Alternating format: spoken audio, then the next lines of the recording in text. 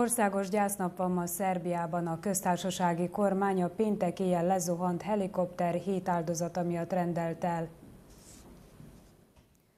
A hadsereg elhunyt tagjainak emlékére gyászülést tartottak a légierő zimonyi székházában. A 2 egészségügyi szakemberről a Novi Pazari egészségügyi központban emlékeztek meg. A katonai helikopter péntek éjjel zuhant le a Nikola Tesla repülőtérnél. 7-en vesztették életüket, köztük egy csecsemő is. Szabadkán adásunkkal egyidejűleg tartják a központi megemlékezést. A helyszínről Juhász Zoltán kollégánk jelentkezik. A gyásznapra való tekintettel hogyan emlékezik meg az ottani magyarság az 1848-49-es szabadságharcról? Szervusz Anikó, jó estét kívánok a híradó nézőnek. Hát kérem szépen, a megemlékezés az úgy zajlik, hogy a gyász jegyében történik minden. Ez azt jelenti, hogy rövidítettek a műsorok, rövidítettek a megemlékezések, és elmaradnak a művelődési műsorok, így a mögöttem lévő Jadrán színpadán sorra kerülő.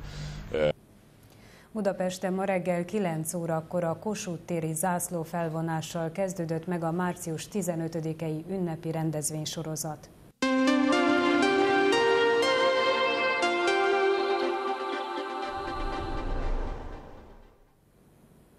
Holnap is napos idő lesz, valamivel magasabb hőmérsékleti értékekkel, mérsékelt vagy erős keleti-délkeleti szél fúj. A reggeli hőmérséklet 3 és 7 fok körül alakul, a legmagasabb nappali pedig a 15 fokot is elérheti. Kedden napsütése is hasonlóan meleg időre számíthatunk, szerdán már valamivel hidegebb lesz.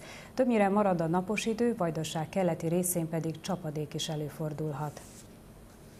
Amint láthatták, kedves nézőink, a híradó stúdióját felújítottuk, és a új környezetben, új főcímmel jelentkeztünk. Reméljük, elnyerte tetszésüket. Híradónk végéhez értünk, a műsor bejelentő után Zakinszki Márk várja önöket a sporthírekkel. A viszontlátásra!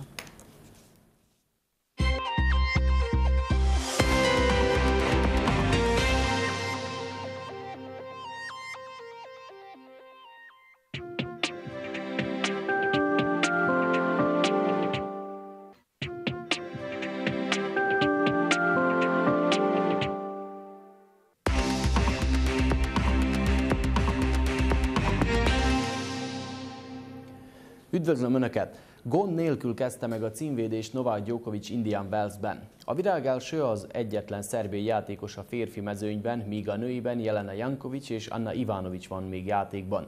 Jankovic a második fordulóban az amerikai Lauren Davis ellen nyert, és következő ellenfele ugyancsak amerikai lesz, Madison Keys.